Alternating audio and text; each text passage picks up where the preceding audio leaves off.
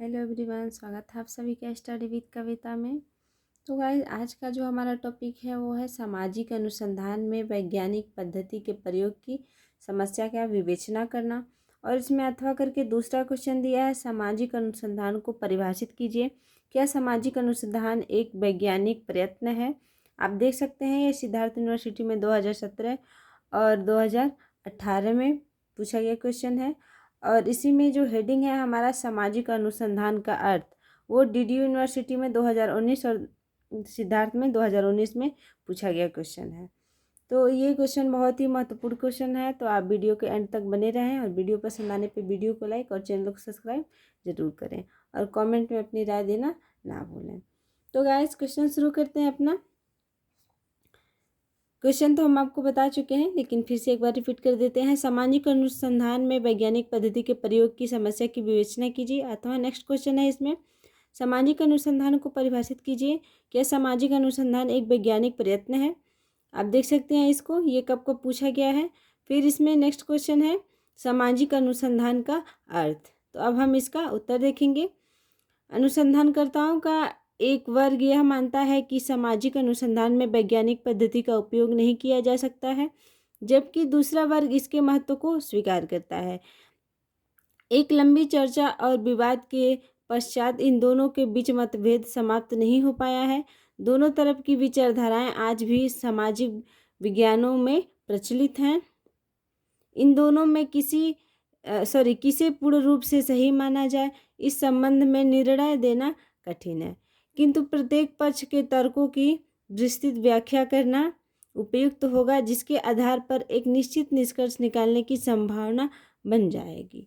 तो गाइस, हम देखते हैं कि सामाजिक संरचना में वैज्ञानिक पद्धति के प्रयोग की जो समस्या है, जिसमें हम विवेचना कर रहे हैं, तो उसमें देखते हैं कि अनुसंधानकर्ता का जो एक वर्ग है वो मानता है कि सामाजिक अनुसंधान में वैज्ञानिक पद्धति का उपयोग नहीं किया जा सकता है, लेकिन वही दूसरा वर्ग इसके महत्व को क्या करता है, स्वीकार करता है। और दोनों में लंबी चर्चाएं होती हैं, काफ़ी वाद विवाद होते हैं। इसके पश्चात दोनों के बीच ये मतभेद क्या समाप्त नहीं हो पाता है। तो दोनों की विचारधाराएं जो होती हैं, जो आज भी सामाजिक विज्ञानों में प्रचलित हैं, और इन्हीं दोनों में से किसे पूर्ण रूप से सही माना जाए, इस संबंध में निर्णय देना तो कठिन है, लेकिन इसके पक्ष में विस्तृत व्याख्या करना उपयुक्त होगा, तो जिसके आधार पे हम एक निश्चित निष्कर्ष निकालेंगे कि ये संभावना बन जाएगी। ठीक है, कि अनुसंधानकर्ता का एक वर्ग जो मानता है कि सामाजिक अनुसंधान में वैज्ञानिक पद्धति का उपयोग है और एक वर्ग मांगता है कि नहीं है, तो यही संभावना बन जाएगी कि ये सही है कि गलत है, इसका निष्कर्ष निकल जाएगा। ठीक है, आगे देखते हैं। यह मूल्यांकन अवश्य है कि वैज्ञानिक पद्धति का उपयोग सामाजिक अनुसंधानों में नहीं किया जा सकता। इस व्याख्या के लिए हम लुंड वर्ग के द्वारा प्रस्तुत प्रारूप को ही आधार बना रहे हैं। लुंड वर्ग ने लिखा है कि वे लोग जो यह समझते हैं कि वैज्ञानिक पद्धति का उपयोग सामाजिक अनुसंधानों में नहीं हो सकता, उनके तर्क में सामाजिक घटनाओं की जटिलता, सामाजिक घटनाओं की व्यक्तिनिष्ठता एवं अमूर्तता, सामाजिक घटना की गुणात्मक प्रकृति, सामाजिक घटनाक्रम की गतिशीलता, पूर्वानुमान न कर पाने की क्षमता आदि के कारण हैं, जो वैज्ञानिक पद्धति के मार्ग में बाधक माने जा सकते हैं। ये निम्नलिखित प्रकार हैं। ठीक है, तो हम इसमें क्या देखते हैं कि वैज्ञानिक पद्धति का उपयोग सामाजिक अनुसंधान में किया जा सकता है। इसके व्याख्या के लिए जो है हम लुंड वर्ग के द्वारा प्रस्तुत उनका प्रारूप को आधार बना के देखते हैं कि लुंड वर्ग लिखते हैं कि वे लोग जो यह समझते हैं कि वैज्ञानिक पद्धति का उपयोग सामाजिक अनुसंधान में नहीं हो सकता है, तो कहते हैं कि उसके तर्क में यही कहा जा सकता है कि सामाजिक घटनाओं की जटिलता, सामाजिक घटनाओं की व्यक्ति की निष्ठता, उनकी अमूर्तता, सामाजिक घटना की गुणात्मक प्रकृति, सामाजिक घटनाक्रम की गतिशीलता, अर्थात ये बहुत सारी चीज़ें हैं, बहुत सारे कारण हैं जो वैज्ञानिक पद्धति के मार्ग में क्या होते हैं, बाधक माने जाते हैं। तो इसको उन्होंने कई प्रकार के द्वारा समझाया, तो आगे हम उसको देखते हैं। तो गाइस, नेक्स्ट टॉपिक है हमारा सामाजिक घटनाओं की जटिलता। ठीक है, जो लुंड वर्ग ने बताए हैं कि उनके विभिन्न प्रकारों से समझा जा सकता है। तो उसमें ये प्रथम प्रकार है हमारा सामाजिक घटनाओं की जटिलता। तो इसमें हम देखते हैं लुंडबर्ग लिखते हैं कि सामाजिक घटनाओं की जटिलता अनुसंधानों में वैज्ञानिक पद्धति के उपयोग में कठिनाई उत्पन्न करती है। इस तर्क के समर्थन में यह कहा जाता है कि सामाजिक घटनाएं और मानव व्यवहार उतने सरल नहीं हैं होते हैं जितने सतही तौर पर सरल नजर आते हैं। सामाजिक घटनाओं की क्रम व्यवस्था और नियम एक जटिल प्रक्रिया के रूप में आपस में गुथे रहे हैं, अतः उन्हें समझना आसान नहीं होता है। सामाजिक घटनाएं अपेक्षाकृत जटिल हैं, अतः लुंडबर्ग ने लिखा है कि जटिलता वैज्ञानिक पद्धति के उपयोग की संभावना को समाप्त कर पाती है। अगर सामाजिक घटनाओं पर गहनता से विचार करें तो यह स्पष्ट होता है कि उनमें भी नियमितता, व्यवस्था और क्रमबद्धता है, और ऐसी घटनाओं का अध्ययन निश्चित रूप से वैज्ञानिक पद्धति के द्वारा किया जा सकता है। तो इसमें हम देखते हैं जो हमारा हेडिंग है सामाजिक घटनाओं की जटिलता, इसमें हम क्या देखते हैं कि लुंडबर्ग लिखते हैं कि सामाजिक घटनाओं की जटिलता जो है अनुसंधानों की वैज्ञानिक पद्धति के उपयोग में कठिनाइयाँ उत्पन्न करती हैं। इसका तर्क ये है कि ये समर्थन में यह कहा जा सकता है कि सामाजिक घटनाएं और मानव व्यवहार उतने सरल नहीं होते हैं कि जितना देखने से लगता है या जितना सहज लगते हैं उतने वो सरल नहीं होते हैं। ठीक है, तो सामाजिक घटनाओं का जो क्रम है, उनकी व्यवस्था, उनके नियम एक जटिल प्रक्रिया के रूप में आपस में क्या रहते हैं, गुथे रहते हैं।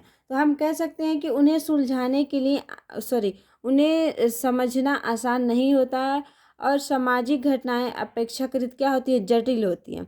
अतः लुंडबर्ग लिखते हैं कि जटिलता वैज्ञानिक पद्धति के उपयोग की संभावना को क्या करती है, समाप्त नहीं कर पाती है।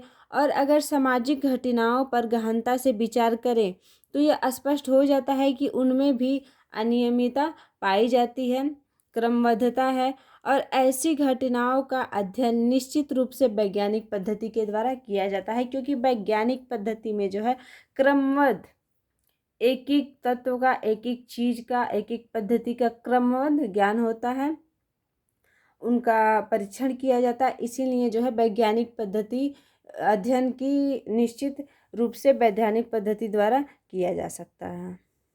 आगे देखते हैं गाइस, जटिलता के इस तर्क को लुंडबर्ग एक दूसरे आधार पर अस्वीकृत करते हैं। जटिलता एक सापेक्षिक अवधारणा है और इसका सीधा संबंध हमारी अज्ञानता से है। कोई वस्तु जिनकी हमें पर्याप्त जानकारी नहीं है हमारे लिए जटिल है, जबकि दूसरे के लिए जिससे उनकी पर्याप्त जानकारी है वही वस्तु सरल है। इसका अभिप्राय यह पहुंचता है कि कोई वस्तु या घटना अपने आप में जटिल नहीं होती, वरन उस घटना को हमारा ज्ञान जटिल सरल बना देता है। इसी प्रकार सामाजिक घटनाएं ना तो सरल होती है और ना ही जटिल होती है, बल्कि हमारी जानकारी का स्तर उन्हें सरल या जटिल बना देता है। सामाजिक संरचना के संबंध में ज्यों ज्यों हमारा ज्ञान बढ़ता जाएगा त्यों त्यों सामाजिक घटनाएं हमें सरल प्रतीत होने लगेंगी। इस आधार पर यह माना जा सकता है कि सामाजिक घटनाओं की जटिलता ऐसी अवरोध नहीं है जो कि वैज्ञानिक पद्धति के सामाजिक अनुसंधान के उपयोग के बीच बाधा उपस्थित करता हो। तो हम क्या देखते हैं कि जटिलता के इस तर्क को लुंडबर्ग दूसरे आधार पर स्वीकृति करते हैं। पहले आधार पे तो ये कहे हैं कि मानव व्यवहार जो होता है वो उतना सरल नहीं होता है जितना देखने पे लगता है, ठीक है। लेकिन दूसरे में क्या कहते हैं, दूसरे को ये स्वीकृति देते हैं कि जटिलता एक सापेक्षिक अवधारणा है और इसका सीधा संबंध हमारी अज्ञानता पर निर्भर करता है। यानी कि जिस भी वस्तु के बारे में, जिस भी चीज़ के बारे में हमें पता नहीं होता है वो वस्तु हमें क्या लगती है, जटिल लगती है, कठिन लगती है। और वहीं अगर उसका ज्ञात हमें हो गया, उस घटना का, उस वस्तु का, तो वो चीज़ क्या होती है, वो सरल लगने लगती है, अर्थात वो हमारे लिए सरल बन जाती है। तो इसी प्रकार से सामाजिक घटनाएं ना तो सरल होती हैं और ना ही जटिल होती है, बल्कि ये हमारी अपनी जानकारी के स्तर पे ये डिपेंड करता है कि ये सरल है या जटिल है, और यही हमारी जानकारी का स्तर ही उन्हें सरल और जटिल बना देता है। तो सामाजिक संरचना के संबंध में जो जो हमारा ज्ञान बढ़ता जाएगा त्यों त्यों सामाजिक घटनाएं हमें क्या होने लगेंगी, सरल प्रतीत होने लगेंगी, ठीक है। और इस आधार पर यह माना जा सकता है कि सामाजिक घटनाओं में ऐसी कोई जटिलता नहीं होती है और ऐसा अवरोध नहीं है जो कि वैज्ञानिक पद्धति के सामाजिक अनुसंधान के उपयोग के बीच में बाधा उपस्थिति करता हो, ठीक है। हम नेक्स्ट हेडिंग देखेंगे। तो नेक्स्ट हेडिंग देखने से पहले बता दें, ये काफ़ी लॉन्ग टाइप का क्वेश्चन है जो 15 नंबर के मार्क्स में एग्जाम में आता है, इसलिए ये लॉन्ग टाइप का क्वेश्चन है। तो आप वीडियो के अंत तक बने रहें और वीडियो पसंद आने पे वीडियो को लाइक जरूर करें। तो नेक्स्ट हेडिंग है हमारा सामाजिक घटनाओं की व्यक्तिनिष्ठता एवं अमूर्तता। तो दूसरा हेडिंग है हमारा सामाजिक घटनाओं की व्यक्तिनिष्ठता एवं अमूर्तता। तो इसमें देखते हैं सामाजिक अनुसंधान में वैज्ञानिक पद्धति के उपयोग में दूसरी बाधा सामाजिक घटनाओं की व्यक्तिनिष्ठता एवं अमूर्तता है। घटनाओं की व्यक्तिनिष्ठता की चर्चा करते हुए अनुसंधानकर्ता कहते हैं कि प्राकृतिक विज्ञानों में हम जिन वस्तुओं का अध्ययन करते हैं उन्हें हमारा कोई निश्चित लगाव नहीं होता और ना ही अपने कोई विचार होते हैं। ऐसी स्थिति में अनुसंधानकर्ताओं के लिए सरल व असंभव होता है कि वे तटस्थता को बनाए रखते हुए वस्तुनिष्ठ कर घटनाओं का अध्ययन कर सकें।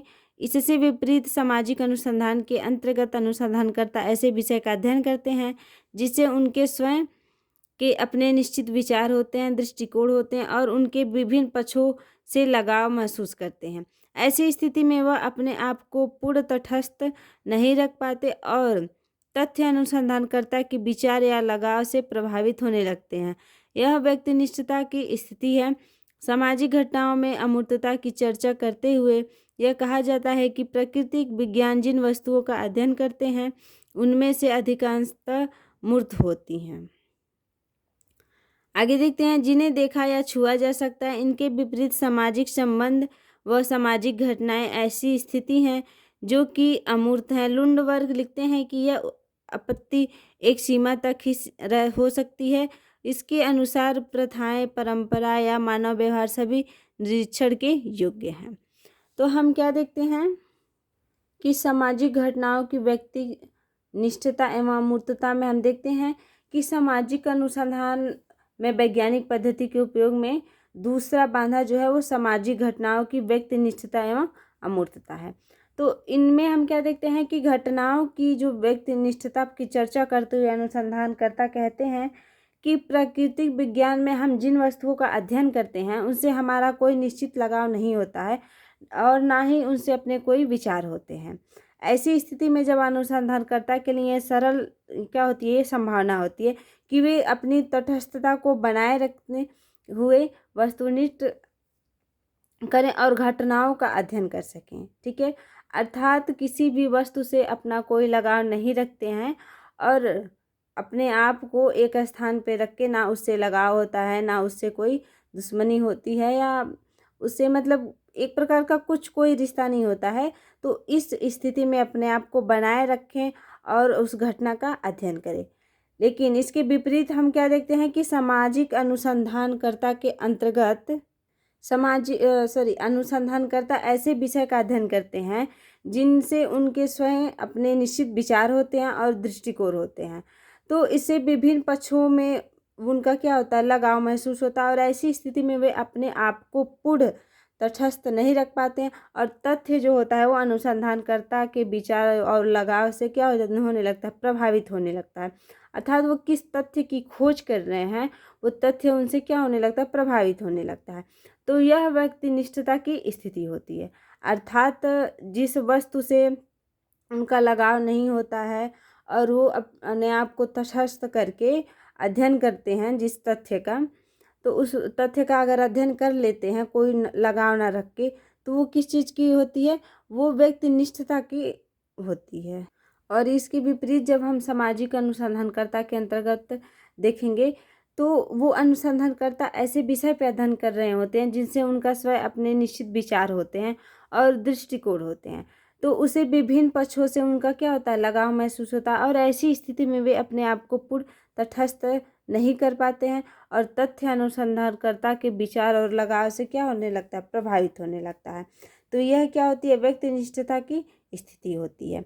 तो सामाजिक घटनाओं में अमूर्तता की चर्चा करते हुए कहा जाता है कि प्राकृतिक विज्ञान जिन वस्तुओं का अध्ययन करते हैं उनमें अधिकांशतः क्या होती है, मूर्त अवस्थाएं होती हैं। अर्थात तो जिन्हें हम देख सकते हैं, छू सकते हैं, उन्हें क्या कहते हैं, मूर्त कहते हैं। तो जिन वस्तुओं का जिन तथ्य का अध्ययन करते हैं उनमें से ज़्यादातर जो होती हैं वो क्या होती है, मूर्त होती हैं। और इसके विपरीत जब सामाजिक संबंध ऐसी स्थिति में आते हैं कि जो क्या होते हैं, अमूर्त होते हैं, अर्थात ना जिसे देखा जा सकता है, ना जिसे सुना जा सकता है, छुआ जा सकता है। तो लुंडबर्ग लिखते हैं कि यह जो आपत्ति होती है यह एक सीमा तक ही हो सकती है। उसके अनुसार जो प्रथाएं हैं, परंपराएं हैं या मानव का जो व्यवहार है वो सभी क्या होता है, निरीक्षण के योग्य होते हैं और इसका अध्ययन जो है वो वैज्ञानिक पद्धति के द्वारा किया जा सकता है। तो नेक्स्ट हेडिंग है हमारा इसमें सामाजिक घटनाओं की गुणात्मक प्रवृत्ति। ये तीसरा बांधा है जो लुंडबर्ग ने दिए हैं। तो अब हम इसका अध्ययन करेंगे। इसमें देखते हैं सामाजिक अनुसंधान में वैज्ञानिक पद्धति के महत्व में एक बाधा सामाजिक घटनाओं की गुणात्मक प्रकृति है।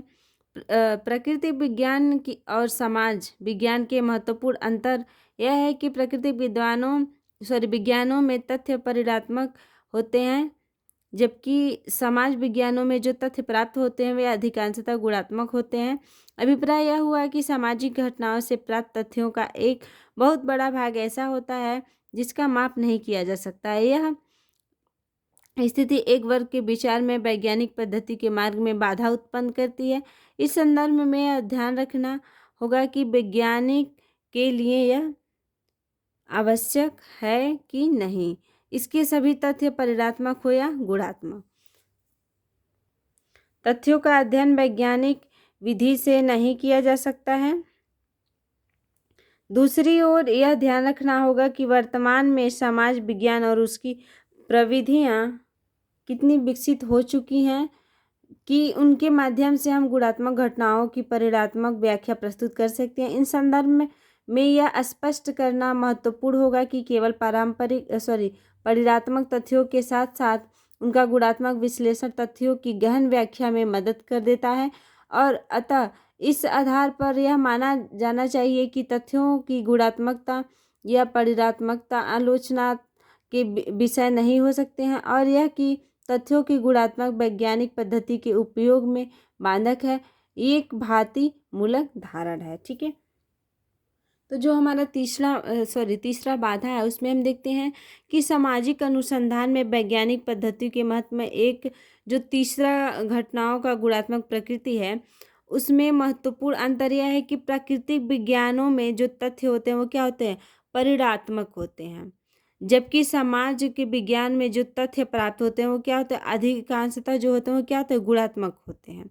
अर्थात हम क्या देखते हैं कि जो प्राकृतिक विज्ञानों में जो तथ्य होते हैं वो परिणात्मक होते हैं और सामाजिक विज्ञानों में जो तथ्य प्राप्त होते हैं वो क्या होते हैं, अधिकतर गुणात्मक होते हैं। तो इसका अभिप्राय यह हुआ कि सामाजिक घटनाओं से जो प्राप्त तथ्य होते हैं उनका एक बहुत बड़ा भाग ऐसा होता है जिसका कोई माप नहीं किया जा सकता है और स्थिति और उनके जो विचार होते हैं वैज्ञानिक पद्धति के मार्ग में बाधा उत्पन्न करती है। तो इस संदर्भ में यह ध्यान रखना होता है कि जो विज्ञान के लिए आवश्यक नहीं है उसके सभी तथ्य क्या होते हैं, परिणात्मक होते हैं। यह गुणात्मक तथ्यों का अध्ययन वैज्ञानिक विधि से नहीं किया जा सकता है। तो दूसरी ओर यह ध्यान रखना होता है कि वर्तमान में जो सामाजिक विज्ञान है या उनकी जो प्रविधियां हैं उनकी वो क्या होती हैं, विकसित हो चुकी हैं, तो उनके माध्यम से हम गुणात्मक घटनाओं का परिणात्मक व्याख्या प्रस्तुत कर सकते हैं। और इसी संबंध में जो है, इसी संदर्भ में यह स्पष्ट होता है कि जो परिणात्मक तथ्य हैं उनके साथ साथ उनका गुणात्मक विश्लेषण उनके तथ्यों की गहन व्याख्या करने में क्या होता है, मदद करता है। तो इस प्रकार से हम कह सकते हैं कि तथ्यों का गुणात्मक या परिणात्मक आलोचना के विषय नहीं होते हैं और यह कि तथ्यों का जो गुणात्मक वैज्ञानिक पद्धति के उपयोग में बाधा है वो एक क्या होता है, भांति मूलक धारण है। ठीक है, तो अब हम आगे चौथा जो बाधा उसको पढ़ेंगे, सामाजिक घटनाओं की गतिशीलता। तो इसमें हम नेक्स्ट हेडिंग और लास्ट हेडिंग भी है ये, तो इसको देखते हैं, सामाजिक घटनाओं की गतिशीलता, ये चौथा बाधा है। इसमें देखते हैं सामाजिक घटनाओं की प्रकृति की चर्चा करते हुए कहा जाता है कि समाज गतिशील अवस्था में रहता है। इसके विभिन्न अंग समय समय पर परिवर्तित होते रहते हैं और इस परिवर्तनशीलता के कारण समाज वैज्ञानिकों में वैज्ञानिक पद्धति का उपयोग नहीं किया जा सकता है। समाज चूंकि गतिशील अवस्था में रहता है, इस कारण उसके बनाए गए सिद्धांत आगे आने वाली स्थितियों के लिए सही और उपयुक्त होंगे। इसकी संभावना कम हो जाती है कि इस तर्क के दो कारणों को स्वीकार नहीं किया जा सकता है। एक तो यह कि कतिपय भौतिक एवं प्राकृतिक घटनाओं में ज्ञात्मकता और परिवर्तनशीलता का तत्व होता है और ऐसा होने पर उनका अध्ययन वैज्ञानिक पद्धति के माध्यम से किया जाता है। सामाजिक घटनाएं जब परिवर्तन होती हैं तो ये परिवर्तन एक व्यवस्थित और नियमित क्रम में होता है और इस कारण उसे समझने में विशेष कठिनाई हो सकती है। यह भी ध्यान में रखना होगा कि तद्यपि समाज में गत्यात्मकता की किंतु वर्तमान में गतिशीलता की दर इतनी कम है कि आज अनुसंधान के आधार पर जो नियम बनाए गए हैं वे कल के लिए नहीं होंगे। यह स्वीकार नहीं किया जा सकता कि यदि हमारे स्वयं के समाज की विभिन्न संस्थाएं या परंपराएं पर ध्यान दें तो यह स्वतः स्पष्ट हो जाता है।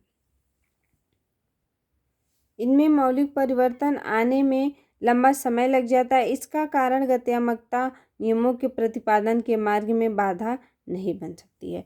तो इस हेडिंग में हम क्या देखते हैं कि जो हमारा सामाजिक घटनाओं की गतिशीलता जो हमारा हेडिंग है उसमें हम क्या देखते हैं कि सामाजिक घटनाओं की जो प्रकृति की चर्चा करते हुए कहा जाता है कि सामाजिक गतिशीलता अवस्था में रहता है। अर्थात हम कह सकते हैं कि जो समाज है वो क्या होता है, गतिशील अवस्था में रहता है।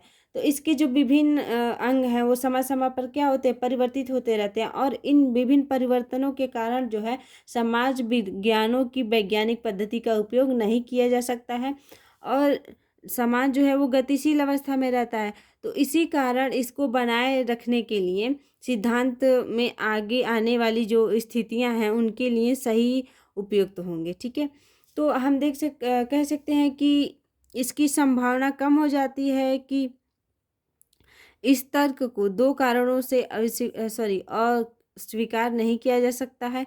एक तो यह है कि जो कतिपय भौतिक और प्राकृतिक घटनाओं की जो गत्यात्मकता है और परिवर्तनशीलता का तत्व होता है। अर्थात हम कह सकते हैं कि जो प्राकृतिक घटनाओं की गत्यात्मकता है और परिवर्तनशीलता का तत्व होता है और ऐसा होने पर उनका अध्ययन वैज्ञानिक पद्धति के माध्यम में किया जाता है। हम देखते हैं कि जब सामाजिक घटनाएं परिवर्तित होती हैं तो ये परिवर्तन जो है वो व्यवस्थित और नियमित क्रम में होता है और इस कारण से उसमें समझने में विशेष कठिनाई नहीं हो सकती है। और ये भी ध्यान रखना होगा कि अगर समाज में गत्यात्मकता की परिवर्तनशीलता की दर इतनी कम है तो आज जो अनुसंधान के आधार पे जो नियम बनाए गए हैं वो कल के लिए सही होंगे या नहीं सही होंगे, उसको स्वीकार किया जाएगा या नहीं स्वीकार किया जाएगा। तो हमारे स्वयं के समाज के विभिन्न जो संस्थाएं हैं, परंपराएं हैं, उन पर ध्यान देना पड़ेगा। ठीक है, तो ये स्पष्ट हो जाता है कि इनमें जो मौलिक परिवर्तन में आने वाला लंबा समय लगता है, इसके कारण गत्यात्मकता नियमों के प्रतिपादन के मार्ग में बाधक नहीं बन सकती है। ठीक है, तो इसमें हम इस हेडिंग में क्या देखे हैं कि जो सामाजिक घटनाओं की प्रकृति की चर्चा की जाती है उसमें हम देखते हैं कि जो समाज है वो गतिशील अवस्था में होता है। तो उस गतिशील अवस्था में जब रहता है तो उसका जो अंग होता है वो समय समय पे क्या होता है, परिवर्तित होता रहता है। तो इस कारण से इनके परिवर्तनशीलता के कारण जो है वो समाज के जो वैज्ञानिक पद्धतियाँ होती हैं उन्हें उपयोग नहीं किया जा सकता है और समाज की परिवर्तनशीलता के कारण जो समाज के वैज्ञानिकों ने जो वैज्ञानिक पद्धति का उपयोग किया है उसका उपयोग नहीं किया जा सकता है। लेकिन जब समाज गतिशील है तो गतिशील अवस्था में जब समाज रहता है तो उसको उसके कारण जो बनाए गए सिद्धांत हैं वो आने वाली स्थिति में वो सही होंगे, उपयुक्त होंगे या नहीं सही होंगे। तो इसकी संभावना कम हो जाती है कि जब तर्क के दो कारणों से स्वीकार किया जा सकता है। ठीक है, एक तो यह है कि जो भौतिक एवं प्राकृतिक घटनाओं है वो गत्यात्मकता और परिवर्तनशीलता का तत्व होता है और ऐसा होने से उनका अध्ययन जो है वो वैज्ञानिक पद्धति के माध्यम में किया जाता है। और सभी घटनाएं जब परिवर्तित होती हैं तो ये परिवर्तन व्यक्ति और नियम के क्रम में होता है। तो इस कारण से उसमें समझने में विशेष कठिनाई नहीं हो सकती है। और ये ध्यान रखना होता है कि जब समाज में गत्यात्मकता है किंतु परिवर्तन और गतिशीलता की दर इतनी कम हो जाती है कि आज अनुसंधान के आधार में जो नियम बनाए गए हैं वो कल के लिए सही नहीं होंगे। तो यह स्वीकार करना नहीं किया जा सकता है कि यदि हमारे स्वयं के समाज की जो विभिन्न संस्थाएं हैं या परंपराएं हैं उन पर ध्यान दें, तो यह स्पष्ट हो जाता है कि इनमें जो मौलिक परिवर्तन है उनमें आने में क्या होता है, लंबा समय लगता है। और इस कारण से गत्यात्मकता के जो नियम हैं उनमें प्रतिपादन के मार्ग में बाधा नहीं बन सकती हैं। तो गाइस, अगर आपको वीडियो पसंद आया हो तो वीडियो को लाइक और चैनल को सब्सक्राइब ज़रूर कीजिएगा। मिलते हैं नेक्स्ट वीडियो के साथ। बाय।